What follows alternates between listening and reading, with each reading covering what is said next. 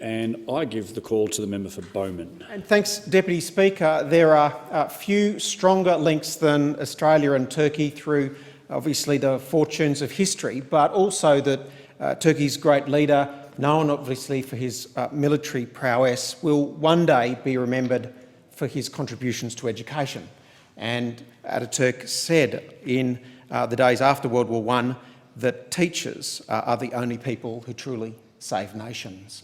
And as a leader who put education as one of his highest priorities, remembered for separating Islamic and secular law, remembered for introducing a completely new alphabet, remembering for between 1928 and 1940 doubling literacy in his country.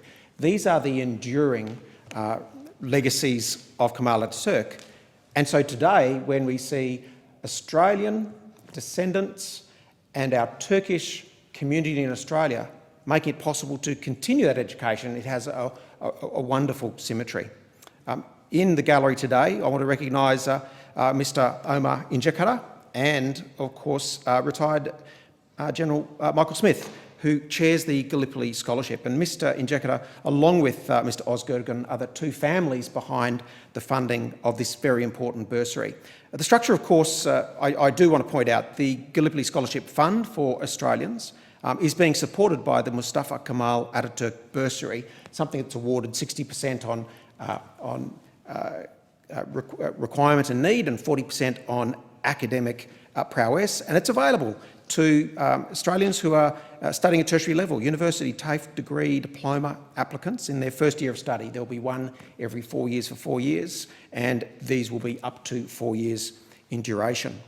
The lasting bond of Australia-Turkey is furthered by this investment. Aisha Collins, studying here in Canberra, is the first recipient, and it was her father, Major Lee Collins, AFC. Her grandfather served in UNTSO in Palestine in 1982-83. So there's many connections here that we see even in the first person awarded this bursary.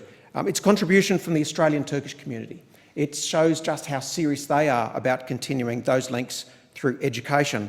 To quote Kemal Ataturk again, the good teacher is like a candle, consuming it itself in order to light the way for others. And this Gallipoli Scholarship Fund recognises that, giving young Australians that very important chance to be part of what is increasingly, for Australia, a geopolitical priority, and that is to be able to both study overseas, but for the world to be able to study in Australia. If we think in 50 years' time, what will most solidify and crystallise Australia's future as a civil democracy? It probably won't be our agrarian history, probably won't be our commodities.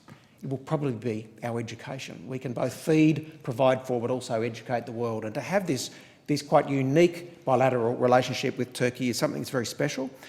The great leader himself is probably referred to in this chamber more than most foreign leaders if you were to check Hansard. And there's very few leaders that I more enjoy reading about his history and his ability to lead after a war, to go on to do great civil and social reforms of scales that you probably won't see in any other country.